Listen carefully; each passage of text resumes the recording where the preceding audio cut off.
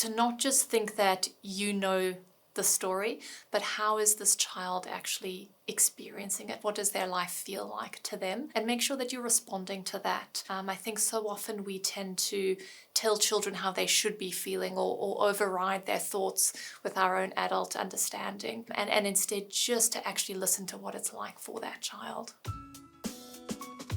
Welcome to the Emerging Minds podcast. This podcast is recorded on the unceded lands of the Kaurna people of the Adelaide Plains. We pay our respects to the traditional custodians and to all Aboriginal and Torres Strait Islander peoples, their ancestors and elders past, present and emerging from the different First Nations across Australia.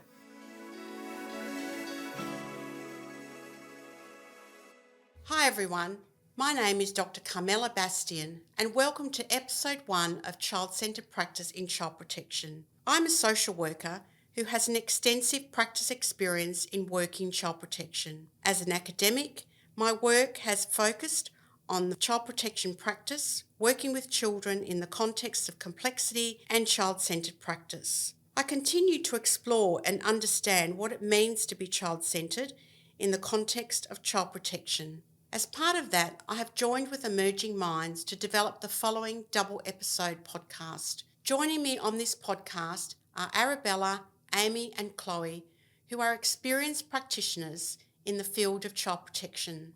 Arabella Stravolemos, a dedicated advocate committed to empowering and supporting vulnerable individuals, especially in the field of child protection. She is a graduate in social work and a member of the Australian Association of Social Workers, and also has personal experience as an individual with out-of-home care and has recently become a kinship carer. Dr Amy Bromley is Project and Advocacy Lead for Child and Family Focus in South Australia.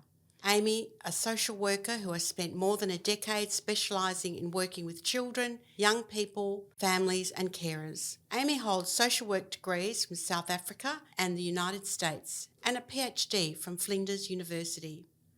Also joining me is a social worker and senior manager, Chloe Henderson, who's working in children's services at Relationships Australia in South Australia. Chloe has experience in government and not-for-profit sectors, specialising in child protection. Known for her restorative leadership approach and systems thinking mindset, Chloe emphasises emotional intelligence, mindfulness, honesty, humility and trust building in her work. Chloe acknowledges the cultural foundations of her work in Aboriginal and Torres Strait Islander traditions and is committed to cultural fitness.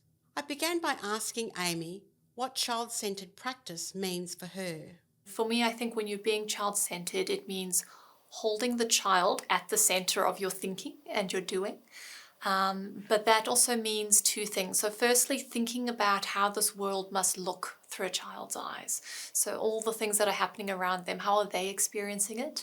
But then also the decisions that are being made, how is this actually affecting them in the long term? So just making sure that all your thinking is actually going back to that child and what it's like for them. Chloe described her commitment to genuinely listening to children in ways that allows their voice to be safely heard and encouraged as part of child-centred practice. You've got to start with the heart of the matter, which is, I think, child-centred practice at its core means placing the child, not the system, not the professionals, not even the parents, at the centre of everything we do. So it's about prioritising safety, emotional needs, wellbeing, their voice and their rights. And it's a commitment to recognising that children are not just witnesses to harm, they are experiencers of it. They absorb it. And I think also gone are the days where children are seen and not heard. We know about the United Nations Conventions of the Rights of the Child, but what we aren't actually good at as a system is hearing the voice and turning that into decision making.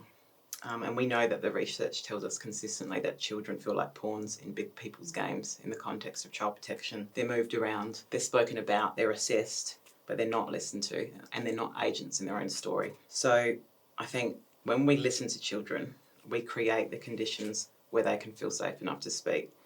And I think we consistently discover that they know so much more than we initially think. We have young people that we work with as young as 4 that are able to very accurately describe their parents' drug use. And I think child-centred practice, it really challenges the adult-centric systems that we work in.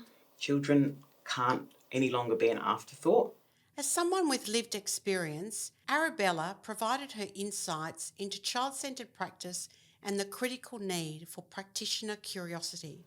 Listening versus hearing, big difference there. Not just asking what they want, but shaping systems so their truth can shape the outcome. I think it's really important to hold space and remain curious and not just assume, but just sit in the silence and the discomfort and just be curious about their story. They can tell you some pretty cool stuff in between. I also think the sharing the power.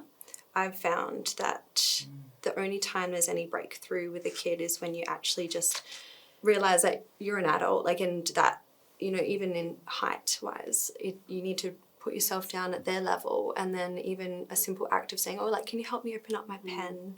I can't do it. They're like, that's silly. But then they do it and they're like, it's done. I'm like, oh, thank you so much. That can actually change the dynamics pretty quickly. So it's understanding that you're an equal, or even in that moment, it's important for them to feel more in control of their environment. Kids know a lot, especially when they've been through immense trauma. They've seen it firsthand. They didn't learn about this in textbooks. It's their story. So don't sugarcoat it, but let them lead the conversation. Be curious. I think that's my main point in there, is you have to be curious about people. I asked Chloe how practitioners can truly honour a child's unique story and lived experience in ways that don't risk them misinterpreting or imposing their own truths or judgments. There's an Aboriginal concept that we talk about a lot at Relationships Australia called Dadiri, which is listening deeply. It's a deep reflective space. It's heart-based listening, and it invites us into a really intersubjective space where we can be with the child and we don't impose or colonise one version of that child's truth. We sit with it and we co-create meaning. And it really does mean slowing down and suspending your judgment. And we cannot rush to define or fix. And like I said, we can't colonise a single view of the truth. But you've got to be like a detective with this child to find what their thing is and go with that and be prepared to make so many mistakes and laugh at yourself. And I think it really means, as I've talked about before, incorporating their voices into actual decision making. So the family case plan or the family safety map or safety plan, whatever you call it, their voices are central to that. And we can't judge to those adult assumptions that we make. So I think also it's just recognising, we have to recognise that a child's story is very much intertwined with their family. We have to engage caregivers' views and their narrative, not to replace the child's voice, but to add depth and context to it. So I think, and personally and professionally, I believe the most healing conversations happen when families can just talk openly about harm. So we as practitioners need to facilitate that, name it, witness it without shame or blame. And if we know something, we have to let the child know what we know. That's really, really important. And Dan Hughes talks about it, how ridiculous it is that sometimes some therapists you just wait for a child to tell you. If you know something, you can go to a child and say, I'm here because I know there's been a lot of really scary fighting going on. That must be incredibly scary for you. You see just a wave of relief from kids. They're, she knows. Okay. Yeah. So we have to help, when I talk about the fragmented memories, it's helping children to actually integrate their stories and it becomes their story. It's the greatest gift I think we can give to children and families. Arabella talked about the need to genuinely listen to a child's story without prejudice so that conversations can be encouraged rather than closed down. I think the lived experience in me now is being activated, where a lot of the times, you get case notes and you read a story. Even me as a practitioner, you have this big file beforehand and you're reading through, trying to learn about them and understand their story, and you have team meetings about it as well, and you think and you're going in there with well intentions, but sometimes now I don't even want to see the case notes. I actually just want to listen and actually just hear it from their perspectives. There's always three truths, how they perceive it, how you perceive it, and how it actually happened. So understanding it through their perspective without any biases or preconditions,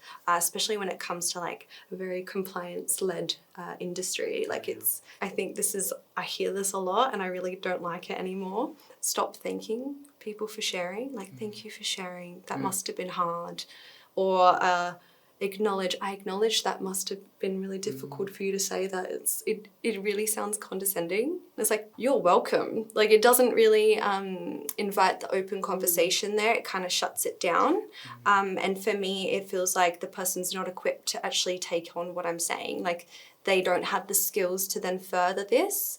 I found for me in therapy, it's the ones that actually challenge that and go into the emotion behind it. And that's when I start to actually feel what's going on. And I'm not trying to protect the other person from my experience. So you have to be willing to kind of go into that discomfort and also to adapt their care plan to reflect their wishes.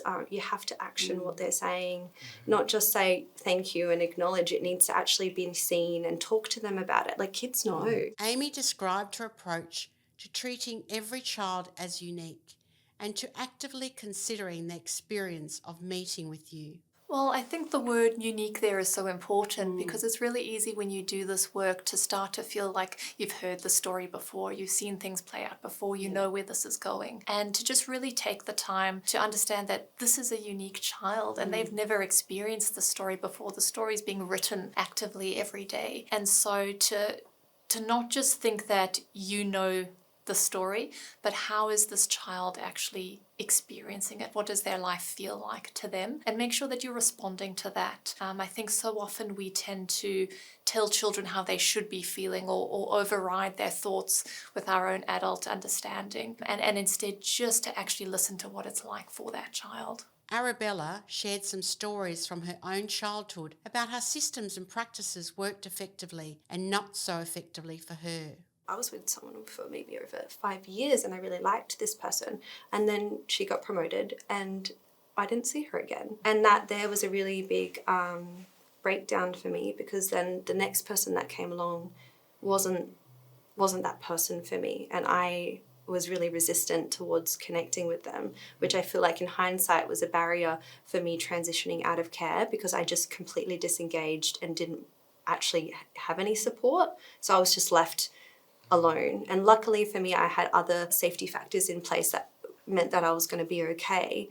But it's really important to have that consistency for that child, especially when they're unpacking their story or in this first 12 months of being removed. I think that that's the time when they need someone who is a safe point of contact and is consistently showing up for them in the way that they need. And then also just always remain curious over control. Yeah, you have to just be in that like, oh, okay, like why is that the behavior here? Like why is there, like what are the factors and what do I kind of need to do to be there for the child? And opposite action here is really good. So if they're hard, remain soft. It's just whatever they're doing, do the opposite and model differently. I had a social worker once when I was really little and I went through so many because I had reunification twice a week for 2 years when I was in care, like 5 to 7 years old.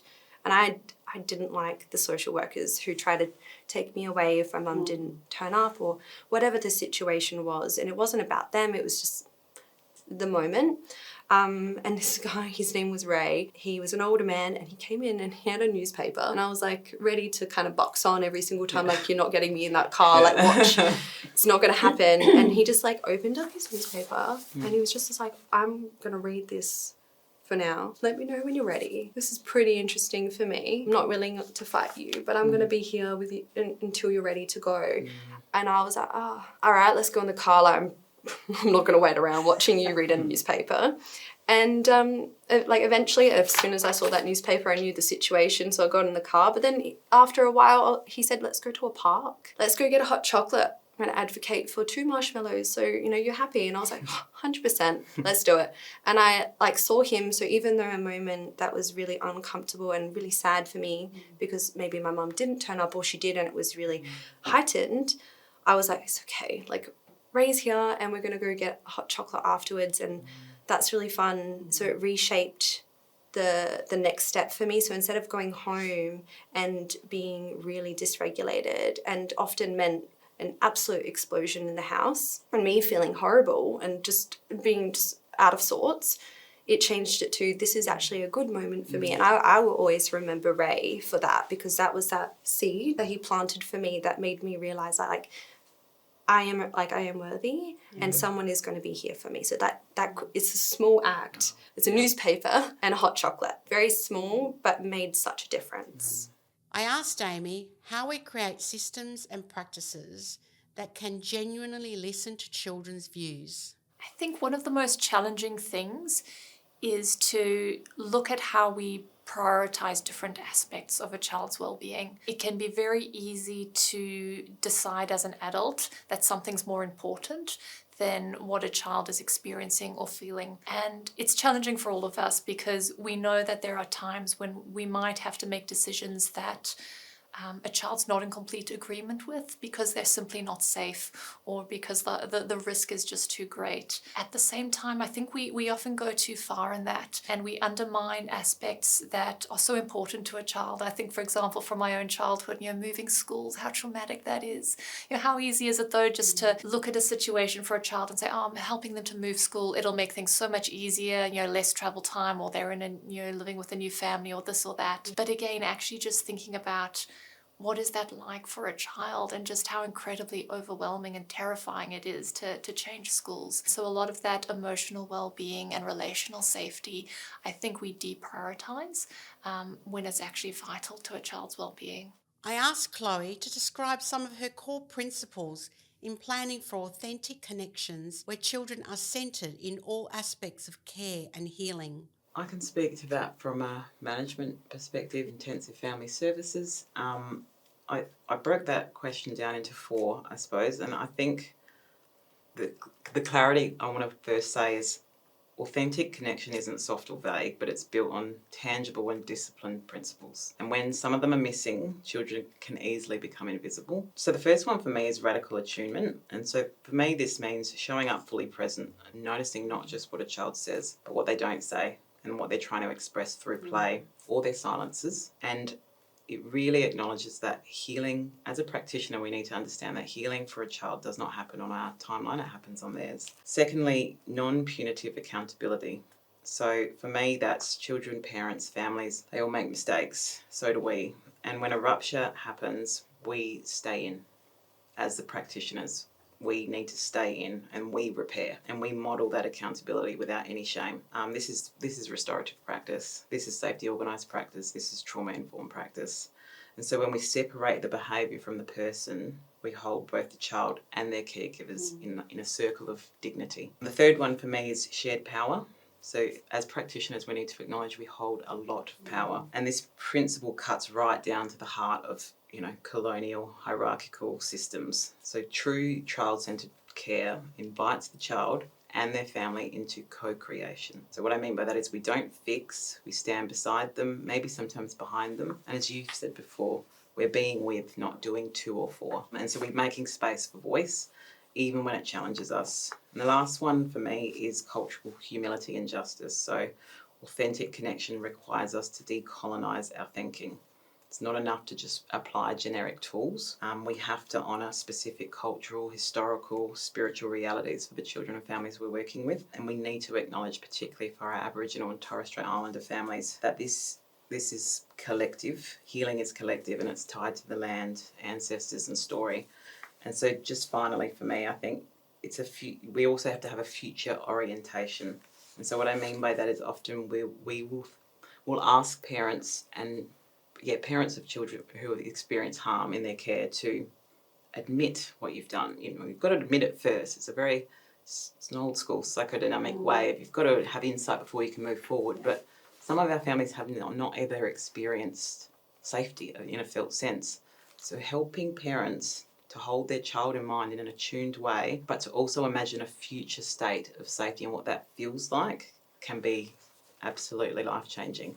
And so I think that's our challenge. Amy described some of her core principles in building authentic connections with children. Probably the most important principle is actually just one of humility, and that really underpins everything in recognising that as an adult, even unintentionally, I hold so much power over children. Power in thinking that I know better, power in thinking that I understand. And again, like I said, it's so easy to tell children, oh, you'll be fine, or this doesn't matter, or that doesn't matter, or don't feel sad. We're constantly correcting their own internal experiences. And so just to sit back with humility and recognize that this child might be experiencing things very differently to how I am. This family might be very different to the way that I would expect a family to function, but that doesn't mean that there's a right or a wrong, and just being humble in how I am approaching a child and family. I asked Arabella about how we can create connections built on understanding and connecting. So as a practitioner, I think it's listening, understanding what your presence means, especially when working with families that have intergenerational system. We don't want to see you. Who are you? You're in our house for what reason? You're not family, you're not a friend, you're just a person who I have to see here. Understand that, you're not a positive person that they're seeing. It's something that has been enforced.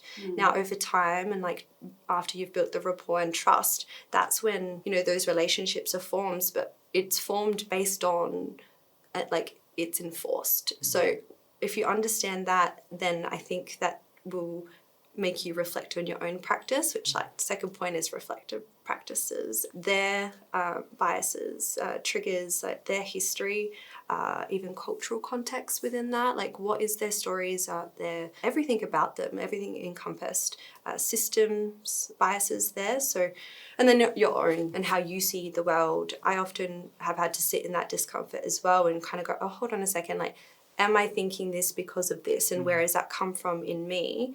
Where do I need to kind of adjust myself here and adapt to actually be there for my client? I asked Amy about her approach to responding to children's experiences of trauma and disrupted attachment. This is really challenging because for me, when I think about what is essential, there's just so much that comes to mind. And I think that really speaks to how complex this work is and why we should really, really value and honor and support the people who do this work, because the amount of knowledge and skills you need is just extraordinary. If we're thinking about all the knowledge domains, we've got child development, we've got trauma, and with that particularly our relational development theories, for example, attachment theory, really being able to understand the effects that the environment and significant others have on who a child becomes in their life and their development and well-being. I think adding to that, we also need to understand how we can facilitate change, because ultimately that's what we're trying to do, and we want that change to be safety and well-being.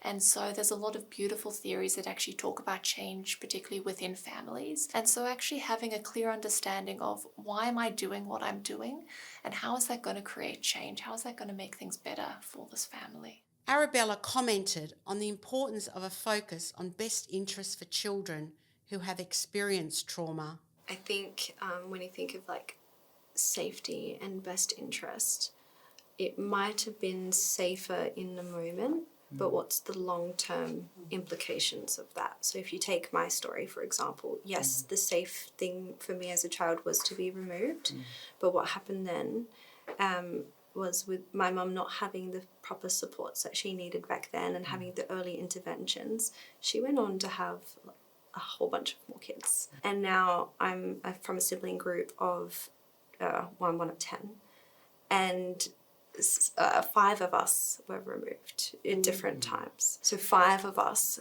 have been removed, and that is a trauma in itself, something that I had to wear every single day. And that's not even mentioning the other ones and their story in between, which also have their own traumas. You changed our family and didn't think of the long-term implications for all of us and our individual stories. So yes, you might think it's safe in the moment, but the things that you're making me unpack after the fact is just not fair.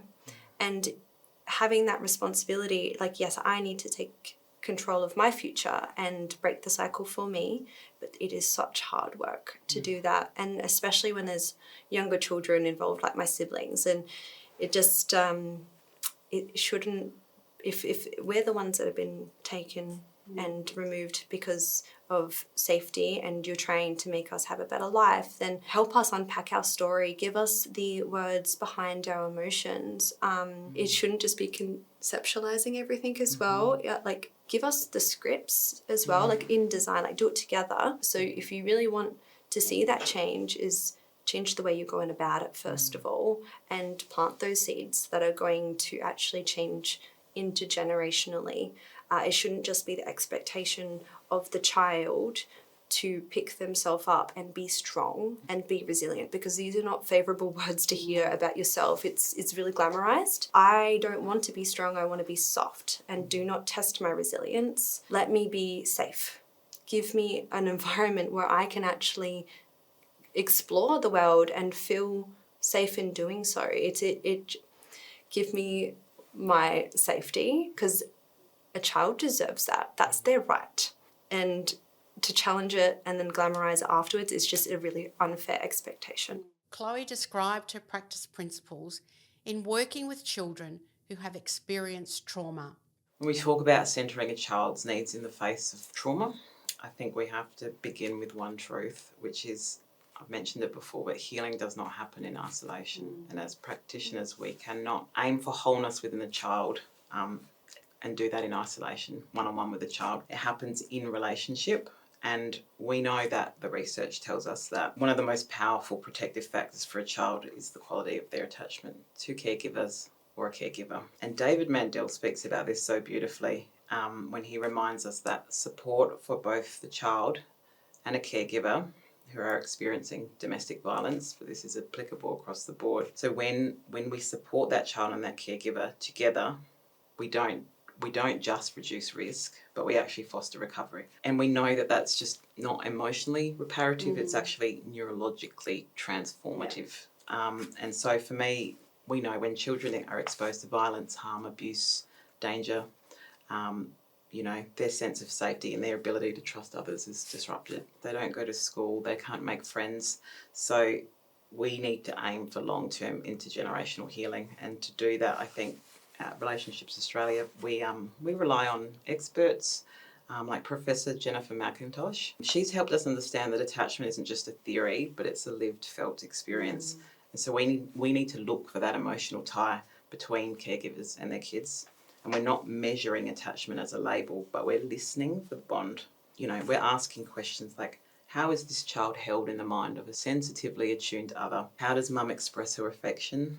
How does dad's trauma interfere with his ability to connect? How sensitive is mum to her child's needs? So, we need to be thinking about this, and we use holistic risk screening and our family safety mapping. It's very much informed by signs of safety. That, as I've mentioned before, helps caregivers to imagine a future state of safety, not just the absence of harm. And that's a really critical point. And lastly, I just wanted to, there's a really good quote that I like, but I can't remember who said it. But it's, you cannot be what you cannot see. So like I've said before, a lot of our families have not experienced consistent safety. So imagining that future state isn't just safety planning, isn't just a process, it's therapeutic. That brings us to the end of episode 1 of Child-Centred Practice in Child Protection. I'm Dr Carmela Bastian, and I want to sincerely thank our guests, Dr Amy Bromley, Arabella Stravolemos, and Chloe Henderson, for their insightful and thoughtful answers. Please join us for episode 2 of Child-Centred Practice in Child Protection in a fortnight's time, when Amy, Arabella and Chloe will describe their views of practitioner skills, key challenges, working with parents, and the importance of reflective practice in a child protection context. I look forward to you joining us then. Visit our website today at emergingminds.com.au to access a range of resources to assist your practice. Brought to you by the National Workforce Centre for Child Mental Health, led by Emerging Minds, the centre is funded by the Australian Government Department of Health, Disability and Ageing under the National Support for Child and Youth Mental Health Program.